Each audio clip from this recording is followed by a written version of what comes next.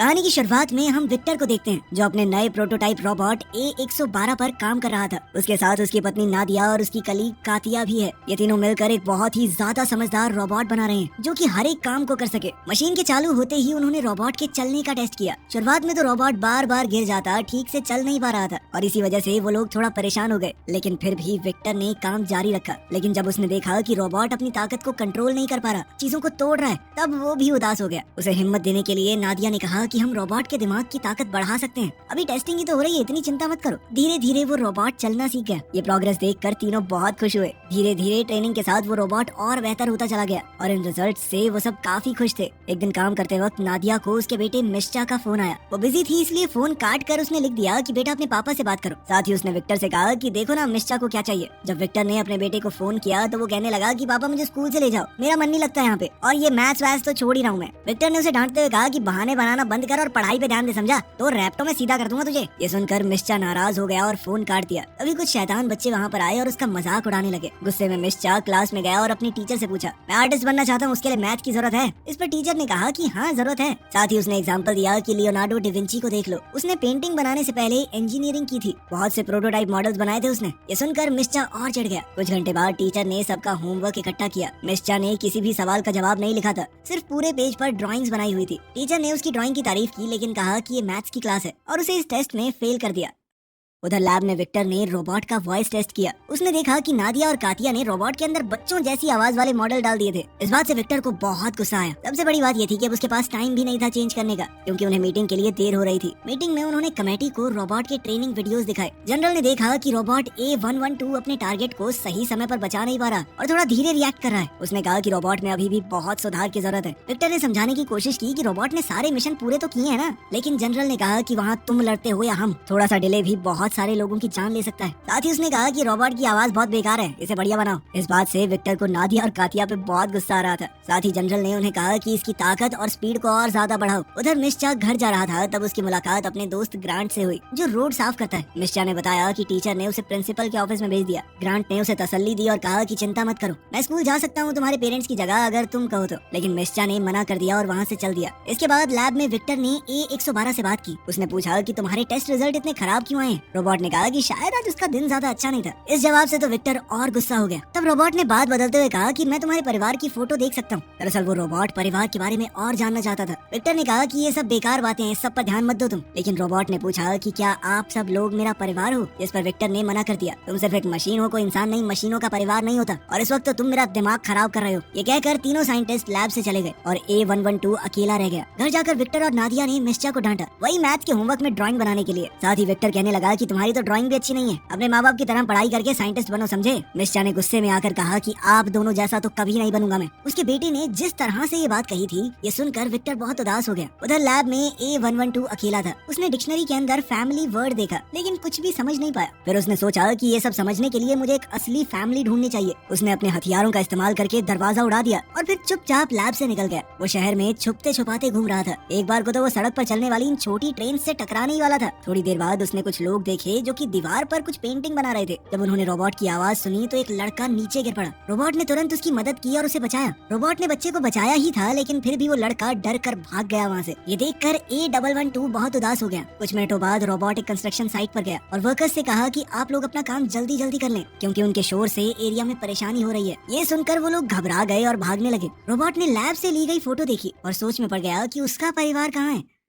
अगले दिन विक्टर और उसकी टीम लैब में मिले और उन्हें पता चला कि रोबोट भाग गया है। दूसरी तरफ क्लास में टीचर ने स्टूडेंट्स को बताया कि एक रोबोटिक्स का कंपटीशन होने वाला है और सबको उसमें रजिस्टर करना पड़ेगा, ठीक है? ये सुनकर मीशा उठ गया। टीचर ने पूछा कि तुम क्यों नहीं पार्ट लेना चाहते इसमें, जबकि तुम तो खुद को आर्टिस्ट मानते हो। ये सुनकर मीशा को थोड़ी बेइज्जती सी महसूस हुई और वो गुस्से में क्लास से निकल गया। उसी समय रोबोट A112 मीशा के घर के बाहर पहुंचा। उसने अपनी रोबोटिक उंगली से चाबी बनाई और दरवाजा खोल दिया। घर के अंदर आकर वो शीशे के सामने गया और उदास हो गया क्योंकि उसे महसूस हुआ कि वो अभी भी अकेला है। तभी उसने दरवाजा खुलने की आवाज सुनी और अचानक से छुप गया। मीशा घर आया, अपने बैग को फर्श पर फेंका और बाथरूम में चला गया। हाथ धोने के बाद उसने रोबोट को देखा जो कि उसे तौलिया दे रहा था। दरअसल वो भी छुपने के लिए बाथरूम में ही आया था। मीशा अचानक डर गया और चौंकने की वजह से सिंक से टकरा गया। रोबोट ने उसकी मदद करने की कोशिश की और कहा कि मैं तुम्हारा ट्रीटमेंट करूंगा। मीशा भागते हुए अपने कमरे में गया और बेड पे चढ़ गया। रोबोट ने कहा कि मैं तुम्हें चोट नहीं पहुंचाऊंगा, मैं तो बस मदद करने आया हूँ। जब उसने देखा कि लड़का ठीक है तो वो शांत हो गया और उसने कहा कि मेरा नाम है A112, एक मल्टी फंक्शनल रेस्क्यू रोबोट। उसने मीशा को सब कुछ बताया कि कैसे वो घर के अंदर घुसा, अपनी उंगली से चाबी बना के, फिर अपने अलग अलग वॉइस मॉडल दिखाए। उसकी अलग अलग आवाजें सुनकर मीशा थोड़ा हंस पड़ा।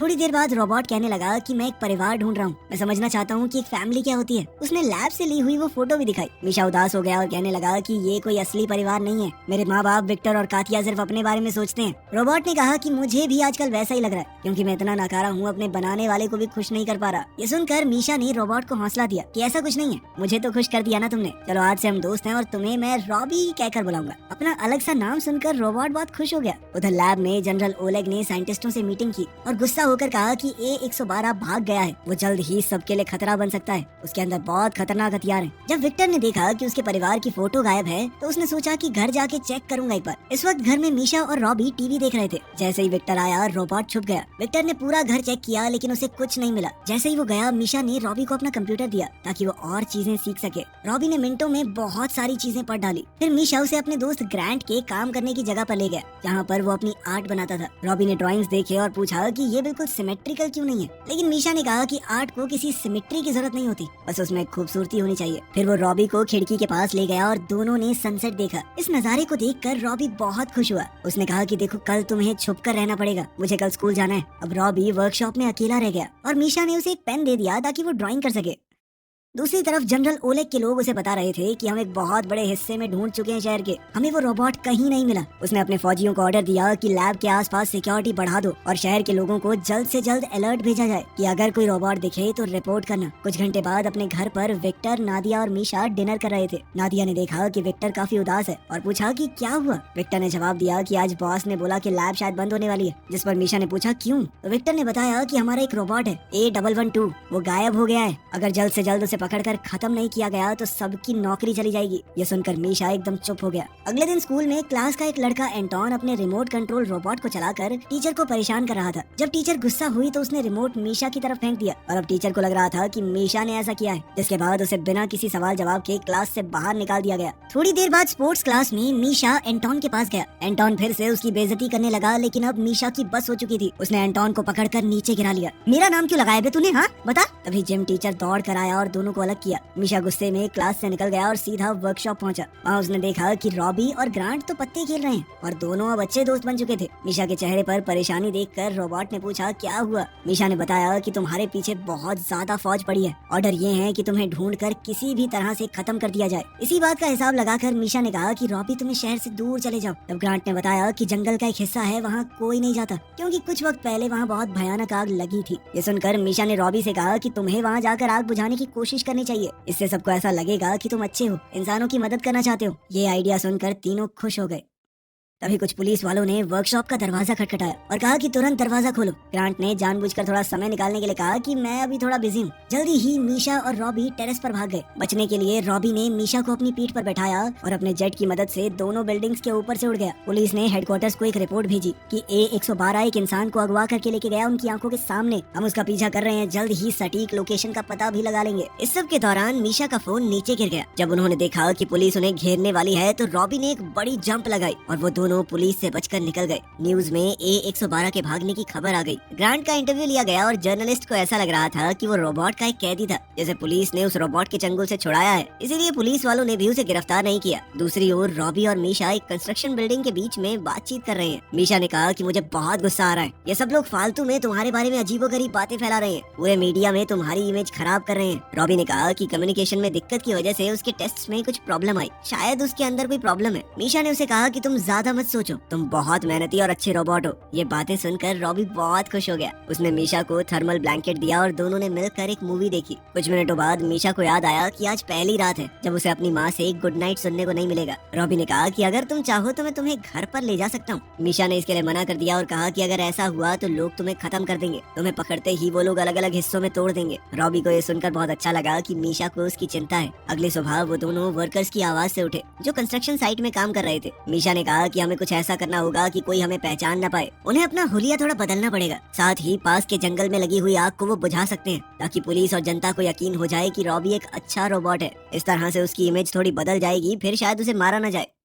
उधर घर पर विक्टर और नादिया के पास कातिया आई और बताया कि लैब बंद हो गई है, जिसके बाद विक्टर पुलिस से पूछने चला गया कि रोबोट और उसके बेटे का कुछ पता चला। उधर रॉबी और मीशा सिटी सर्कस पहुंच गए थे। वहां काम करने वाले लोगों से बात करके उन्होंने जोकर के कपड़े पहने ताकि रॉबी को एकदम से देखकर कोई पहचान न पाए। कुछ मिनटों बाद मीशा ने रॉबी से कहा कि तुम अपना भेस बदल के रखना, ठीक है? मैं बस जल्दी से टिकट लेके आता हूँ। तभी एंटोन और ओलिया जो कि मीशा की क्लास में पढ़ते थे वहाँ आ गए। वो दोनों मीशा को देखकर हैरान रह गए और पूछा कि तुम्हारे तो गायब होने की खबर चल रही थी। जिसके बाद मीशा ने रॉबी को बुलाया, साथ ही उसने उन्हें बताया कि रॉबी कोई बुरा रोबोट नहीं है, बहुत अच्छा है। वो बिना बात उसके बारे में बुरी बातें फैलाई जा रही हैं। जोकर की कॉस्ट्यूम में रॉबी को देखकर बच्चे थोड़ा डर गए, लेकिन मीशा ने समझाया कि रॉबी उसका दोस्त है। वो यहाँ से भाग रहे हैं ताकि वो रॉबी को एक सुरक्षित जगह पर पहुँचा सके। उधर विक्टर ने जनरल से बातचीत करने की कोशिश की कि सर आप मेरी लैब को बंद मत कीजिए, लेकिन जनरल ने कहा कि मैं फैसला कर चुका हूँ और वो रोबोट भी जहाँ मुझे मिलेगा उसे वहीं खत्म कर दूंगा मैं। निराश होकर विक्टर वहाँ से चल दिया। वो समझ गया था कि इस आदमी के साथ बातचीत करके कोई फायदा नहीं होगा, लेकिन अपने सबसे बड़े प्रोजेक्ट को फेल होता देखकर उसे बहुत बुरा महसूस हो रहा था। तब मीशा ने अपने साथियों से कहा कि तुम लोग रॉबी के साथ रहना, तब तक मैं बस की टिकट खरीद के आता हूँ। हमें पास वाले जंगल में जाकर आग बुझानी है ताकि रॉबी का नाम साफ हो सके। साथ ही उसने उन दोनों से ये भी वादा लिया कि वो किसी को नहीं बताएंगे। उन दोनों ने मीशा से वादा किया, लेकिन जैसे ही मीशा वहाँ से गया, एंटोन ने रॉबी से पूछा कि क्या तुम सच में वो जबरदस्त करतब कर सकते हो या वो सब भी झूठ था न्यूज में। ये सुनकर रॉबी एक्साइटेड हो गया और जोकर की कॉस्ट्यूम उतार कर मीशा के सामने अपने करतब दिखाने लगा। मीशा ने अपना फोन निकाला और रिकॉर्ड करने लगा। ये देखकर ओलिया गुस्सा हो गई।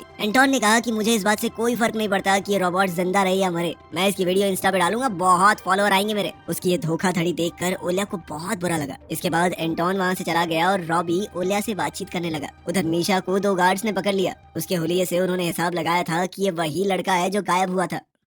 कुछ मिनटों बाद विक्टर को पुलिस स्टेशन से एक फोन आया। अब उसकी जान में जान आई थी कि चलो मेरा बेटा तो ठीक है, पुलिस को मिल चुका है वो। उधर एंटोन ने सच में वो सारी वीडियोस सोशल मीडिया पर डाल दी और धीरे धीरे वो वायरल वीडियोस जनरल की टीम तक भी पहुंच गई। उन्होंने फैसला किया कि वो इस बच्चे के पास जाकर उससे पूछताछ करेंगे। पुलिस स्टेशन में विक्टर ने अपने बेटे से मुलाकात की। उसने अपने बेटे को देखते ही गले लगा लिया और पूछा कि तुम अब तक क्या कर रहे थे? वो रोबोट खतरनाक है, तुमने सुना नहीं? मीशा ने कहा कि रॉबी उसका दोस्त है, वो कोई बुरी मशीन नहीं है जैसा जनरल बोल रहा है सबको, वो एक बहुत ही अच्छा रोबोट है। उसने ये भी बताया कि वो उसे अपने कुछ दोस्तों के पास छोड़ कर आया है। साथ ही वो अपने पिता को भरोसा दिलाकर उस जगह पर ले आया, ये वादा लेकर कि वो रोबोट को रिपोर्ट नहीं करेंगे। विक्टर थोड़ा हिचकिचाया लेकिन फिर मान गया और मीशा के साथ चल दिया। वहीं रॉबी को ओलिया ने मेकअप से नया लुक दे दिया था। विक्टर ने देखा कि रॉबी अब काफी बेहतर बातचीत करना सीख गया है और उसके सोचने समझने के तरीके में भी काफी बदलाव आए हैं। लेकिन तभी पुलिस की गाड़ियां वहां आ गई। मीशा समझ गया था कि अब तो बहुत दिक्कत होने वाली है। वो तीनों जल्दी से कार्गो शिप के गोदाम की तरफ भागे, लेकिन सिपाहियों ने उन्हें घेर लिया। ओलेग ने ऑर्डर दिया कि जल्दी से बच्चों को लेकर साइड हो जाओ ताकि हम इस रोबोट के ऊपर अपने इलेक्ट्रोमैग्नेटिक हथियार से हमला कर सके, जिससे रॉबी खत्म हो जाएगा।